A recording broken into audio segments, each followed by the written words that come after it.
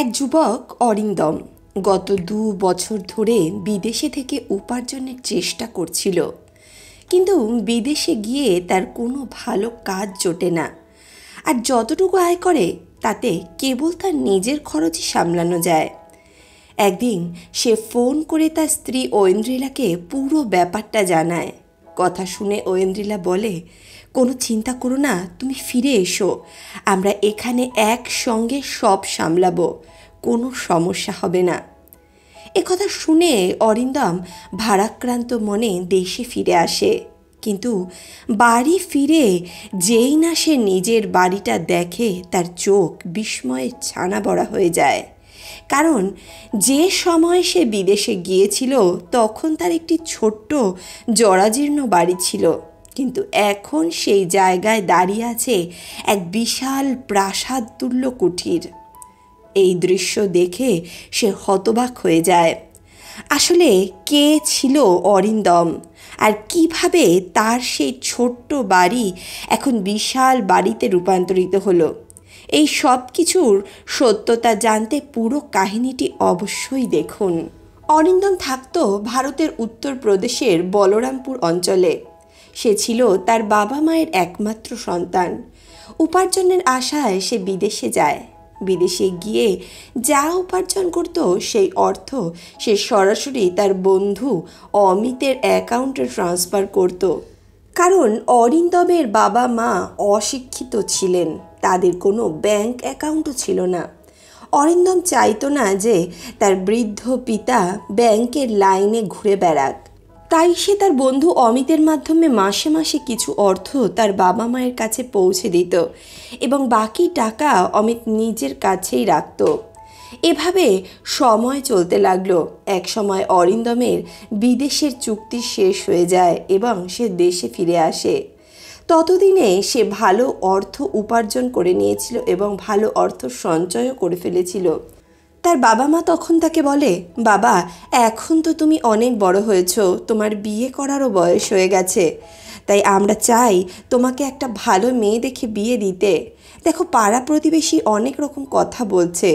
একথা শুনে অরিন্দম লাজুক মাথায় নিচু গলায় বলে, ঠিক আছে বাবা, আপনারা যেমনটা চান তেমনটাই করুন, আপনারাই খুঁজুন। তারপর অরিন্দমের সম্মতিতে তার বাবা মা তার জন্য একটি সুন্দর ও সুশীল মেয়ে খুঁজতে থাকে। খুঁজতে খুঁজতে তারা পেয়ে যায় এক মেয়ে, যার নাম হলো ঐন্দ্রিলা। তাকে দেখতে খুব সুন্দরী, নম্র, ভদ্র। দুই পরিবারের সম্মতিতে ধুমধাম করে বাঙালি রীতি মেনে তাদের বিয়ে সম্পন্ন হয় অরিন্দম আর ঐন্দ্রিলার। তবে এই বিয়েতে কিছু অতিরিক্ত খরচ হয়ে যায়। এই খরচ সামলাতে অরিন্দম তার বন্ধু অমিতের কাছ থেকে কিছু টাকা ধার নেয়। অরিন্দম অমিতকে আশ্বাস দেয়, আমি আবার বিদেশে যাব, সেখান থেকে ফিরে এসে তোমার সব টাকা শোধ করে দেব। এরপর অরিন্দম তার নববধূ ঐন্দ্রিলার সঙ্গে সংসার শুরু করে। দুজনের মধ্যে গভীর প্রেম গড়ে ওঠে। ৩ মাস পর অরিন্দম বলে যে সে আবার বিদেশে যেতে চায়, এইবার তার ৩ বছরের জন্য যাওয়া। এ কথা শুনে ঐন্দ্রিলা আঁতকে ওঠে। সে বলে, তুমি কেন আবার যাবে? আমরা এখানে থেকেই তো কিছু কাজ শুরু করতে পারি, একসঙ্গে কাজ করব, একসঙ্গে সংসার চালাবো। দেখো, আমিও কিছু কাজ করব, তুমি বিদেশে যেও না, এই দেশেই থাকো। কিন্তু অরিন্দম তার স্ত্রীকে ভালোবাসতো, তাই সে বলল, না, তুমি কোনো কাজ করবে না, আমি তোমাকে এই বাড়িতে কাজ করার জন্য নিয়ে আসিনি, আমি নিয়ে এসেছি তুমি এই বাড়িতে সুখে শান্তিতে সংসার করবে তার জন্য। আমার বোঝা টানতে তুমি কষ্ট করবে এটা আমি দেখতে পারবো না। এরপর সে ঐন্দ্রিলাকে অনেক বোঝালো। অরিন্দম বলল, আমি থাকতে তুমি কখনো কোনো কাজ করবে না, এইবারের মতো যেতে দাও, এইবার ফিরে আসলে তারপর আর কখনো যাব না, আমি এখানে থেকেই সারাটা জীবন তোমার সঙ্গে কাটাবো। ঐন্দ্রিলার মন খারাপ হয়ে গেল, কিন্তু তবুও স্বামীর কথা শুনে সে রাজি হয়ে গেল। অরিন্দম প্যাকিং শুরু করে। দেখতে দেখতে বিদায়ের দিনও চলে আসে। স্ত্রী, বাবা মার চোখে জল চলে আসে। এই চোখের জল দেখে অরিন্দমের চোখেও জল চলে আসে। বিদায়ের আগে সে তার বন্ধু অমিতকে বলে, ভাই, আমি তো এখান থেকে চলে যাচ্ছি, নতুন বিয়ে করেছি। এছাড়াও বাবা মা স্ত্রীকে দেখতে তো পারবো না এত দূর থেকে। তাই তুই তো এখানে আছিস, যদি ওদের কোনো দরকার পড়ে তুই একটু দেখে নিস, বুঝলি? বিদেশে যাওয়ার আগে অরিন্দম তার বন্ধু অমিতকে বলে, ভাই তুই মাঝে মাঝে বাড়িতে আমার বাবা মাকে একটু এসে দেখে যাস, ওদের কি দরকার হয় সেটা একটু জেনে যাস। দেখ, ঐন্দ্রিলা তো এখানে নতুন এসেছে, ও এত কিছু চিনতে পারবে না। কয়েকটা দিন গেলে সব কিছু সামনে নেবে, আমি এটা জানি। কিন্তু যদি কিছু প্রয়োজন হয় তুই একটু ওদেরকে ভরসা দিস, একটু সাহায্য করিস। আমার বাবা এখন বৃদ্ধ, তাই বন্ধু হিসেবে তোর উপরেই ভরসা করে গেলাম। কথা শুনে অমিত সব সময় পরিবারের পাশে থাকে। এরপর অরিন্দম আগের মতোই সেই কোম্পানির মধ্যেই আবার বিদেশ থেকে কাজ করতে চলে যায়। কিন্তু এবার যেই না সে পৌঁছায় কোম্পানিতে, মাত্র 3-4 দিন কাজ করার সুযোগ পায়। তারপর হঠাৎ করেই কোম্পানি পুরোপুরি বন্ধ হয়ে যায়। কর্মচারীদের একে একে ছাঁটাই করা শুরু হয়। এদিকে অরিন্দম বিদেশে আসার জন্য অমিতের কাছ থেকে ধার নিয়েছিল। আগে বিয়ের খরচ, তারপর আবার বিদেশ যাত্রা, সবই অমিতের সহায়তায়। এখন হঠাৎ করে দেশে ফেরার আর কোনো উপায়ও সে পাচ্ছিল না। দেশে ফিরে কি বলবে কাকে, এত টাকা সে কোথা থেকে জোগাড় করবে, এই ভেবেই যেন তার মাথাটাই খারাপ হয়ে যাচ্ছিল। তাই সে স্থির করে যেভাবেই হোক এখানেই থেকে কাজ করবে এবং তার ঋণ শোধ করবে। এই চিন্তা করে অরিন্দম ছোটোখাটো কাজ খুঁজতে শুরু করে। অনেক খোঁজাখুঁজির পর একদিন তার একটি নতুন কোম্পানিতে চাকরি হয়ে যায়। সেখানে একজন কর্মীর জায়গা খালি ছিল। সেই কোম্পানিতে সে কাজ শুরু করে দেয়। সময় কাটতে থাকে। এদিকে গ্রামে অমিত নিয়মিত অরিন্দমের বাড়িতে আসতো এবং তার বাবা মা ও স্ত্রী ঐন্দ্রিলাকে দেখাশোনা করত। বিদেশে যাওয়ার আগে অরিন্দম ঐন্দ্রিলাকে বলে দিয়েছিল যে অমিত আমার খুব ভালো বন্ধু, ও এই বাড়ির দায়িত্ব ঠিকভাবে মেনে নেবে, ঠিকভাবে যত্ন সহকারে তোমাদের দেখাশোনা করবে। তুমি ওর সঙ্গে ভালো ব্যবহার করো, ও আমাদের উপকার করবে। এই কথা মাথায় রেখে ঐন্দ্রিলা অমিতের সঙ্গে সব সময় ভালো ব্যবহার করত, তাকে সম্মান করত। যখনই অমিত আসতো সে নিজে চা বানিয়ে দিত, ভালো ব্যবহার করত এবং একসঙ্গে বসে কথাও বলতো। আর এই সব মুহূর্তে ঐন্দ্রিলা হাসি মুখে তার সঙ্গে কথা বলতো। সেই হাসি, সেই ভদ্র ব্যবহার সব মিলে অমিতের মনে এক অন্যরকম অনুভূতির জন্ম নেয়। কারণ ঐন্দ্রিলা দেখতে যেমন অপরূপা সুন্দরী, তার মাধুর্য ও সৌজন্য বোধও ছিল গভীর আকর্ষণীয়। অমিত আগে থেকেই তার সৌন্দর্যে মোহিত ছিল। এখন তার ব্যবহার আরও বেশি তাকে প্রভাবিত করেছিল। এরপর অমিত বারবার অরিন্দমের বাড়িতে আসতে থাকে। তবে ঐন্দ্রিলা সবসময় স্বাভাবিকভাবেই তার সঙ্গে আচরণ করত এবং কোনো রকম কোনো সমস্যা তার সামনে সৃষ্টি করত না। এইভাবে সময় কেটে যায় এবং দেখতে দেখতে 4 মাস কেটে গেল। 4 মাস পর যে কোম্পানিতে অরিন্দম কাজ করছিল দুবাইতে, সেই কোম্পানির চুক্তিও শেষ হয়ে যায়। এরপর কোম্পানি শ্রমিকদের দেশে পাঠানোর ব্যবস্থা শুরু করে। তাই অরিন্দম বাধ্য হয়ে দেশে ফিরে আসে। কারণ যখন সেখানে কাজই নেই তখন সেখানে থেকে কী লাভ। এদিকে তার বন্ধু অমিত মনে মনে ঐন্দ্রিলাকে পেতে চায়, কিন্তু অরিন্দম দেশে ফিরে আসাতে ঐন্দ্রিলা খুশিতে উচ্ছ্বাসিত হয়ে ওঠে। আর অমিতের সব আশা ভেঙে চুরমার হয়ে যায়, কারণ সে ঐন্দ্রিলাকে নিজের করে পেতে চেয়েছিল। অরিন্দম ফিরতেই ঐন্দ্রিলা বলে, আপনি তো বলেছিলেন 3-4 বছরের জন্য যাবেন, এত তাড়াতাড়ি ফিরে এলেন কি করে? তখন অরিন্দম সব কিছু খোলাখুলি করে বলে কিভাবে তার কোম্পানির কাজ বন্ধ হয়ে যায়। ঐন্দ্রিলা তখন বলে, কোনো চিন্তা নেই, আপনি ফিরে এসেছেন তাতেই অনেক। আমরা এবারে একসঙ্গে কোনো কাজ শুরু করব, দেখবেন সব সমস্যার সমাধান হয়ে যাবে। ঐন্দ্রিলার কথায় অরিন্দমও সম্মতি জানায়। কিন্তু এরপর সে যখন এখানে সেখানে কাজ খোঁজার জন্য শুরু করে তখন সে বুঝতে পারে তার বন্ধুর কাছ থেকে নেওয়ার ঋণটা এভাবে কখনোই শোধ করা সম্ভব হবে না। আর এভাবেই চলতে থাকলে তারা কোনোদিনও উঠে দাঁড়াতেই পারবে না। সারা জীবন ওই দরিদ্রতার মধ্যেই তাদের দিন কাটাতে হবে। এই ভাবতে ভাবতেই সে সিদ্ধান্ত নেয়, না, এবারে আমাকে আবার দুবাইতে ফিরতে হবে, সেখানে ফিরে আবার কোনো না কোনো কাজ খুঁজতে হবে। তাছাড়া তো এই দরিদ্রতা থেকে মুক্তির কোনো উপায় আমি দেখছি না। এত টাকা ঋণের বোঝা আমার মাথার উপর, এই ঋণও শোধ করা আমার পক্ষে সম্ভব হবে না আমি যদি এখানে থেকেই কাজ করি। এমনটা ভেবে সে আবার বিদেশে যাওয়ার সিদ্ধান্ত নেয়। অরিন্দম জানতো বিদেশে উপার্জন করা তার পক্ষে সহজ হবে। সে বিদেশে থেকে একসময় অনেক টাকা উপার্জন করেছিল। সে ভাবতে লাগলো, আমি একমাত্র বিদেশে থেকেই এর ঋণ শোধ করতে পারবো, অনেক টাকা উপার্জন করতে পারবো। এই সিদ্ধান্তের পর সে আবার নিজের কাগজপত্র তৈরি করতে থাকে এবং এভাবে আবারও দুবাইতে ফিরে যায়। অরিন্দমের ভাবনা ছিল, যে মজুরি আমি এখানে করি সেই টাকায় যদি আমি ওখানে পাই তাহলে সেটা অনেক গুণ বেড়ে যাবে। সেই টাকাতেই আমি আমার ঋণ ঠিকমতো শোধ করে দিতে পারবো।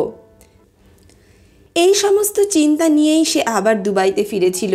কিন্তু দুবাই পৌঁছানোর পর বাস্তবতা ছিল অনেক কঠিন। সে এখানে ওখানে দিন মজুরির কাজ করতে থাকে, কিন্তু সেই টাকা কেবল নিজের খরচ মেটাতেই তার কাজে লেগে যায়। কারণ ওখানে উপার্জন যেমন ছিল তেমনি খরচাও তো ছিল।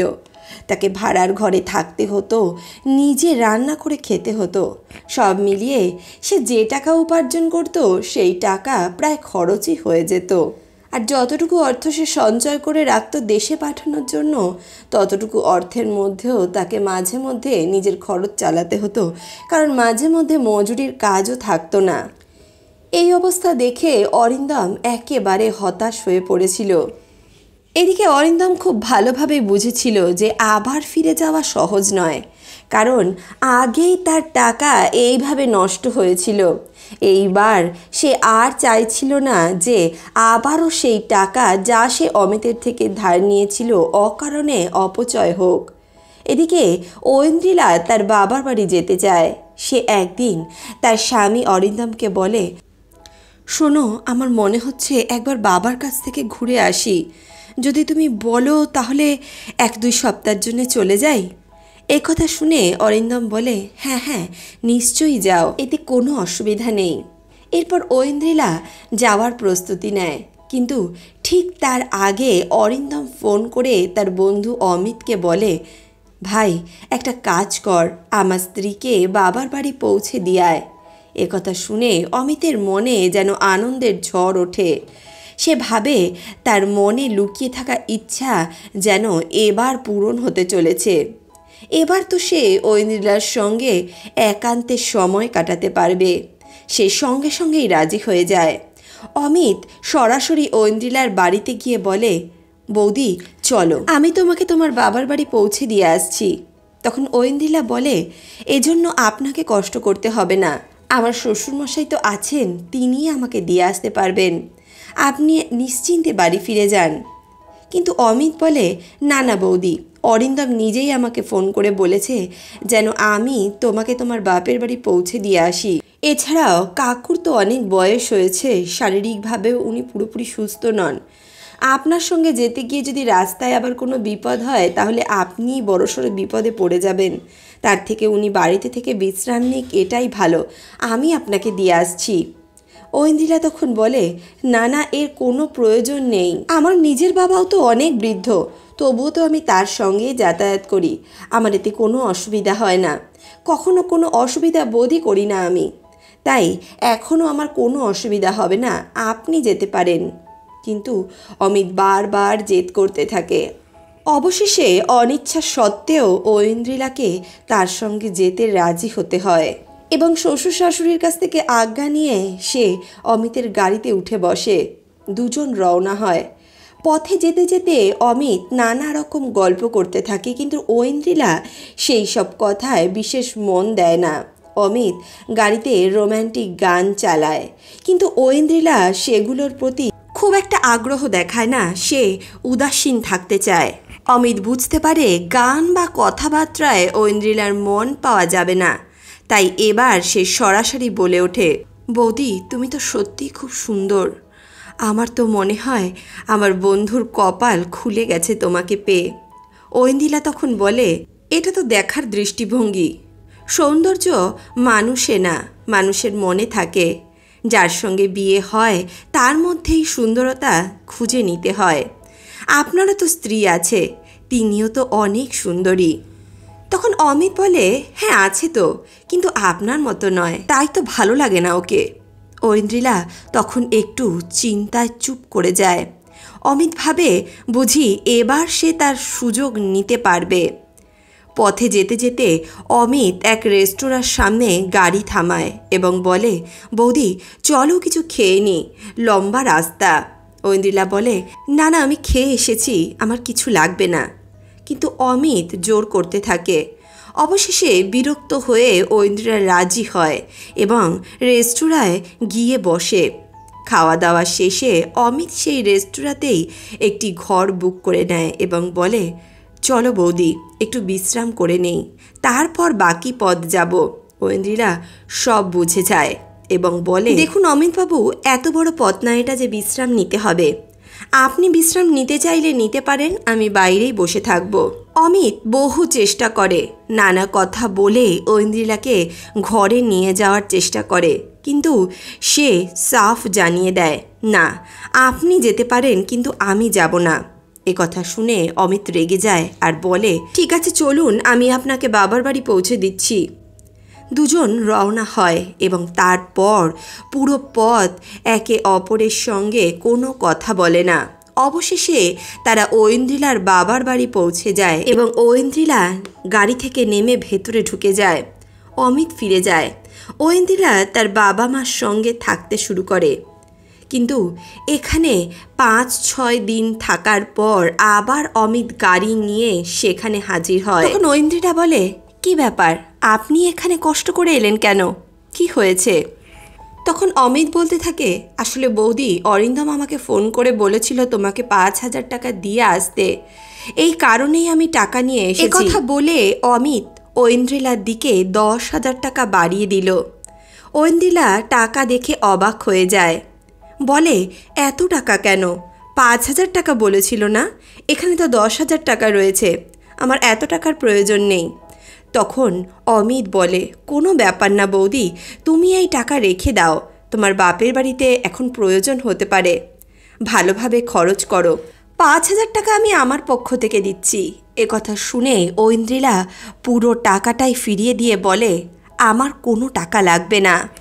এছাড়াও আপনি যখন এসে গেছেন, এক কাজ করুন, আমাকে নিয়েই এখান থেকে ফিরে চলুন।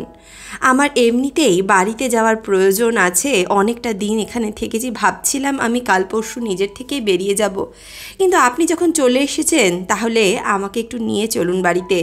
এ কথা শুনে, কি ব্যাপার হলো বৌদি, এত তাড়াতাড়ি বাড়িতে যাচ্ছেন? এই তো 4-5 দিন হলোই এসেছেন, আপনি তো বলেছিলেন 1 মাসের বেশি থাকবেন। তখনই ঐন্দ্রিলা শান্তভাবে বলে, হ্যাঁ থাকতাম, কিন্তু আমার শাশুড়িমার তো বয়স হয়েছে, একা হাতে উনি সব কিছু সামলাতে পারবেন না, ওনার নিশ্চয়ই অনেক কষ্ট হচ্ছে, ঘরের কাজ অনেক থাকে, এর জন্যেই আমার ফিরে যাওয়া উচিত।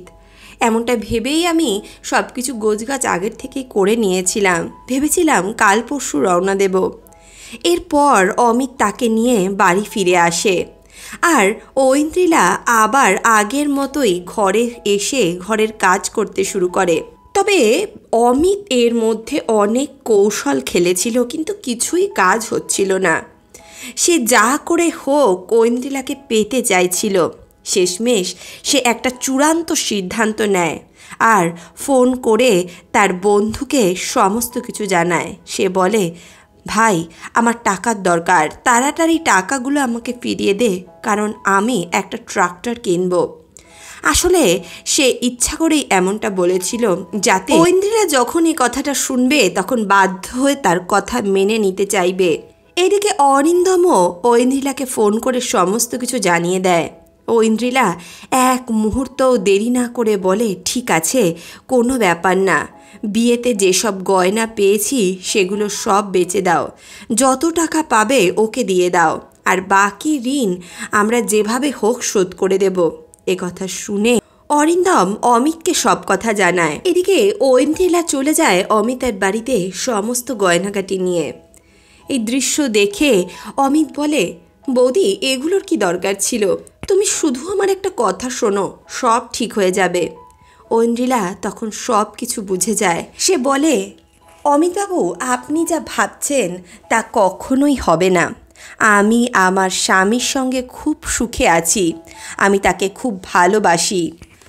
আমি শুধু আমার স্বামীর, এছাড়া আমি কোনো কথা চিন্তাও করতে চাই না। আপনি গয়নাগুলো নিয়ে যান, বিক্রি করে আপনার যা টাকা আপনি সেগুলো নিয়ে নিন। আর যদি কিছু বাকি থাকে সেগুলো আমরা কাজবাজ করে শোধ করে দেব। এ কথা শুনে অমিত আবার কিছুটা কথা বলার চেষ্টা করে, কিন্তু ঐন্দ্রিলা কোনো কথায় কোনো পাত্তা দেয় না। সে রাগ দেখিয়ে সেখান থেকে চলে যায়। ঐন্দ্রিলার এই রাগী রূপ দেখে অমিত ভেতরে ভেতরে ভয় পেয়ে যায়। সে ভাবতে থাকে, যদি ঐন্দ্রিলা অরিন্দমকে সব কিছু জানিয়ে দেয় তখন কি হবে। তাই সে সঙ্গে সঙ্গে অরিন্দমকে ফোন করে আর বলে, অরিন্দম আমি আজ থেকে আর তোর বাড়িতে আসবো না। তোর স্ত্রী আমার বিরুদ্ধে অভিযোগ করার হুমকি দিয়েছে, আমি এটা সহ্য করতে পারছি না। আমরা তো বন্ধু, কিন্তু এই অপবাদ আর আমি মেনে নিতে পারবো না। এ কথা শুনে অরিন্দম অবাক হয়ে যায়। সে কখনো ভাবেনি এমন কিছু ঘটবে। তখন অরিন্দম ফোন করে ঐন্দ্রিলাকে জিজ্ঞেস করে, তুমি আমার বন্ধুকে কি কথা বলেছ? সে কত ভালো মানুষ, আমার অনুপস্থিতিতে সব কিছু দেখাশোনা করত। ঐন্দ্রিলা তখনও স্বামীকে কিছু বলতে চায়নি, কারণ সে জানতো এই সমস্ত কিছু জানলে অরিন্দম কষ্ট পাবে। কিন্তু যখন অরিন্দম বারবার করে এই কথাই বলছিল যে ও খুব ভালো মানুষ, ও আমাকে অনেক উপকার করেছে, তখন ঐন্দ্রিলা বাধ্য হয়ে সত্যিটা বলে দেয়। সে বলে, আপনার বন্ধু আসলে আমার সঙ্গে খারাপ কিছু করতে চেয়েছিল, তাই আমি ওকে বাড়ি থেকে ধাক্কা দিয়ে বার করে দিয়েছি। আমি কখনো এটা সহ্য করতে পারবো না যে আমার আত্মসম্মানে কেউ কোনো আঘাত করতে চায়। এ কথা শুনে অরিন্দম কিছুক্ষণ চুপ থাকে, আর তার অনেক কথা মনে আসতে থাকে। তারপর সে বলে, ঠিক আছে, আমি ওর সঙ্গে কথা বলবো, এবার থেকে এমন কিচ্ছু হবে না। তারপর অরিন্দম অমিতকে ফোন করে আর তীব্র স্বরে বলে, তোমার টাকা রয়েছে 3 বছরের জন্য। 3 বছর পর তোমার টাকা আমি সুদে আসলে ফেরত দিয়ে দেব। আর এর মধ্যে তুমি টাকা চাওয়ার জন্য একবারও আমার বাড়িতে আসবে না। গয়নাগুলো তো নিয়ে গেছো, ওই গয়না বিক্রি করে যা টাকা পাচ্ছ সেই টাকার হিসেব আমাকে দেবে যে তুমি কত টাকা পেয়েছো। আর বাদবাকি যা বাকি থাকবে তা আমি আসার পর 3 বছরের মধ্যে সব শোধ করে দেব। আর এর মধ্যে না তো আমার বাড়িতে যাবে আর না তো আমাকে ফোন করবে। যদি তুমি এমনটা করো তাহলে আমি তোমার বিরুদ্ধে কমপ্লেন করব পুলিশে। এই কথাগুলো শুনে অমিতের আসল পরিকল্পনা ফুটে ওঠে। সে উত্তরে বলে, ঠিক আছে, টাকা সময় মতো আমি পেয়ে গেলেই হলো, আর তোমার সঙ্গে আমার কোনো প্রয়োজন নেই। এ ঘটনার পর অরিন্দম আর অমিত একে অপরের সঙ্গে কথা বন্ধ করে দেয়। এভাবে আরও কয়েকদিন কেটে যায়।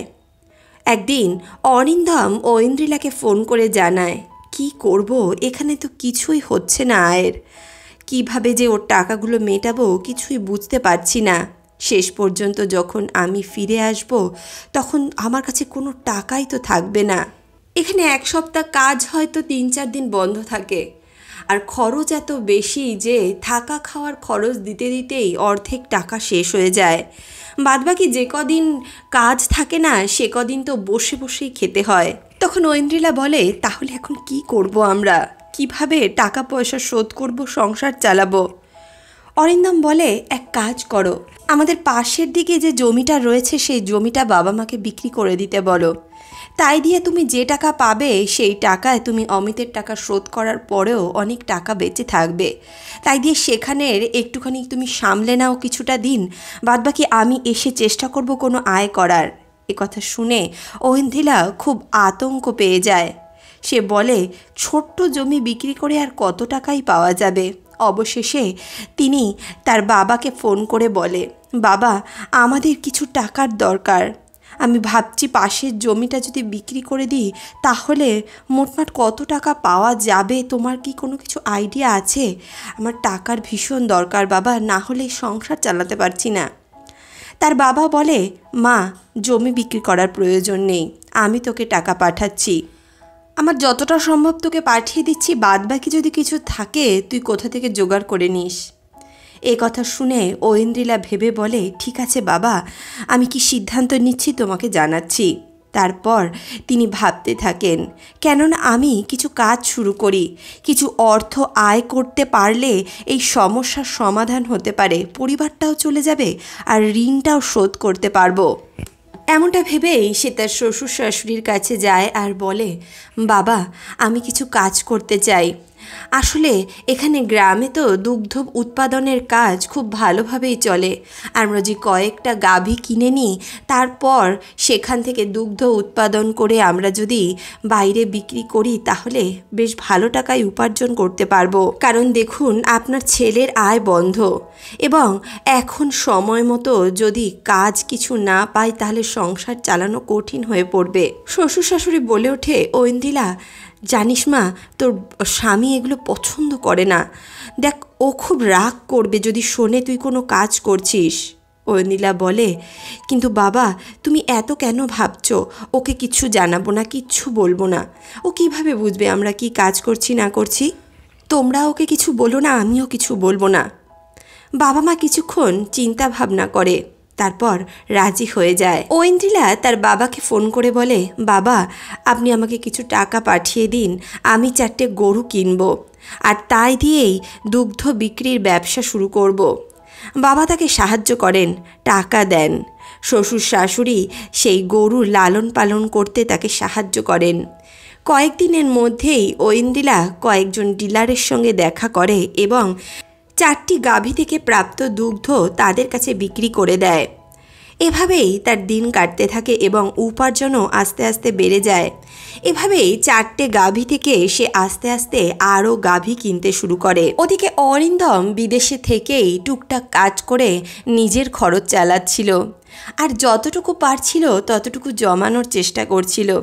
কিন্তু এদিকে ঐন্দ্রিলার ব্যবসা দিন দিন বেড়েই চলেছিল। 4-5 মাসের মধ্যেই সে এতটা অর্থ উপার্জন করে ফেলল যা দিয়ে সে অমিতের সমস্ত ধার দেনা শোধ করে দিতে পারে। সে টাকাগুলো একত্রিত করে নিজের শ্বশুর মশাইকে দিল আর বলল অমিতের কাছে গিয়ে সমস্ত টাকা শোধ করে আসতে। তার শ্বশুরমশাই অমিতের কাছে গেল আর বলল, ভাই, সব হিসেব নিকেশ মিটিয়ে ফেলো, টাকা পয়সা যা পাও সব তোমাকে দিয়ে দিচ্ছি। এখন তুমি আমাকে একটা লিখিত দিয়ে দাও যে তুমি আমাদের কাছ থেকে যা টাকা দিয়েছিলে সব ফেরত পেয়েছো। অমিত উত্তর দেয়, হ্যাঁ হ্যাঁ, অবশ্যই লিখিত দিয়ে দিচ্ছি। এরপর এই পরিবার দুগ্ধ উৎপাদন ব্যবসা করে বেশ ভালো টাকায় উপার্জন করে ফেলেছিল। এভাবেই প্রায় 2 বছর কেটে গেল আর এই 2 বছরের মধ্যে তাদের কাছে প্রায় 30টারও বেশি গাভী ও মহিষ হয়ে গিয়েছিল, যাই দিয়ে তাদের ব্যবসা আরও বেশি বেড়ে চলেছিল। এত উন্নতি দিয়ে ঐন্দ্রিলা ও তার শ্বশুর মশাই একটি বিলাসবহুল বাড়ি তৈরি করেছিল। তাদের সেই ছোট্ট কুঁড়ে ঘরটি এখন এক অট্টালিকায় পরিণত হয়েছে। পাশের জায়গা জমি সব কিছু তারা কিনে নিয়েছিল এবং নিজেদের ব্যবসার কাজে লাগিয়েছিল। তারা প্রচুর অর্থ উপার্জন করছিল।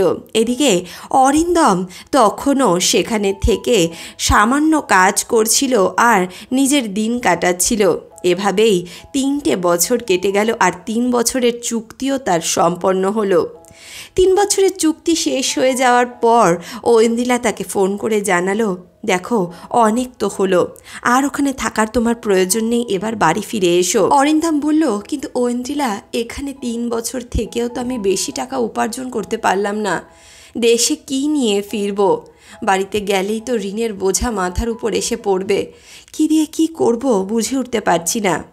ঐন্দ্রিলা বলল, তুমি এত চিন্তা করো না, এখানে চলে এসো, এখানে আসলে আমরা দুজনে মিলে ঠিক সব কিছু সামলে নেব। ঐন্দ্রিলার কথায় অরিন্দম আত্মবিশ্বাস ফিরে পায়। তারপর সে দেশে ফিরে আসার জন্য গোছগাছ শুরু করে। কিছুদিনের মধ্যেই সে দেশে ফিরে আসে।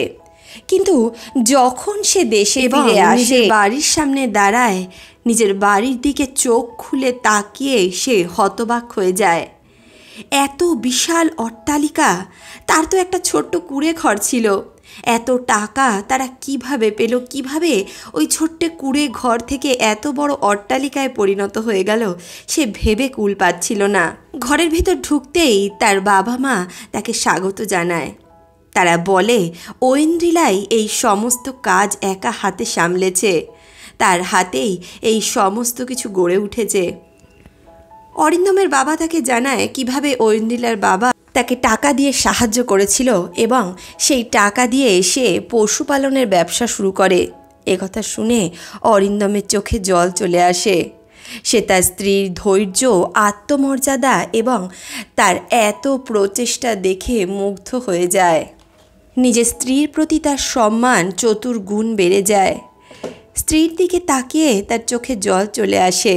ঐন্দ্রিলাকে দেখে সে হাউমাউ করে কেঁদে ফেলে। ঐন্দ্রিলাও অরিন্দমকে দেখে নিজের চোখের জল আটকাতে পারে না।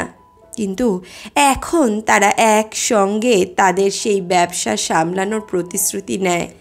এখন তারা তাদের সেই দুগ্ধ ব্যবসা চালিয়ে প্রচুর টাকা উপার্জন করছে এবং সুখে শান্তিতে নিজেদের জীবন কাটাচ্ছে। এদিকে অমিত যে খারাপ উদ্দেশ্য নিয়ে ঐন্দ্রিলার দিকে বাজে দৃষ্টিতে তাকিয়েছিল, সে এই একই রকম ঘটনায় আটক হয়ে যায়। সে এমনই ঘটনা আরও একজনের সঙ্গে করার চেষ্টা করে এবং তাদের তরফ থেকে পুলিশে কমপ্লেন করা হয় আর তাকে গ্রেপ্তার করে নিয়ে যায় পুলিশ। তাহলে বন্ধুরা, এই ছিল আজকের কাহিনী। আজকের এই কাহিনী আপনাদের কেমন লাগলো কমেন্ট বক্সে অবশ্যই লিখে জানাবেন। আপনাদের কি মনে হয় অরিন্দমের নিজের সেই বন্ধুকে বিশ্বাস করা কি ঠিক হয়েছিল? এই বিষয় সম্বন্ধে আপনাদের কি ধারণা? সবকিছু জানার পর অরিন্দমের অমিতের সঙ্গে কি আচরণ করা উচিত ছিল, নিজেদের মূল্যবান মন্তব্য কমেন্ট বক্সে অবশ্যই লিখে জানাবেন। বন্ধুরা, এই কাহিনীগুলো কাউকে বিরক্ত করার জন্য অথবা কারোর মনে কষ্ট দেওয়ার জন্য তৈরি করা হয় না। এই কাহিনীগুলো তৈরি করা হয় যাতে এই কাহিনী থেকে আপনারা কিছু শিক্ষা গ্রহণ করতে পারেন এবং নিজেদের জীবনে সেই শিক্ষাগুলো অনুসরণ করে চলতে পারেন। যদি এই ভিডিওটি আপনাদের ভালো লেগে থাকে তাহলে আমার চ্যানেলটি সাবস্ক্রাইব করে আমার মনোবলের বৃদ্ধি করুন। দেখা হচ্ছে নতুন কোনো কাহিনীর সঙ্গে, নতুন কোনো ঘটনার সঙ্গে। ততক্ষণের জন্য সুস্থ থাকুন, ভালো থাকুন।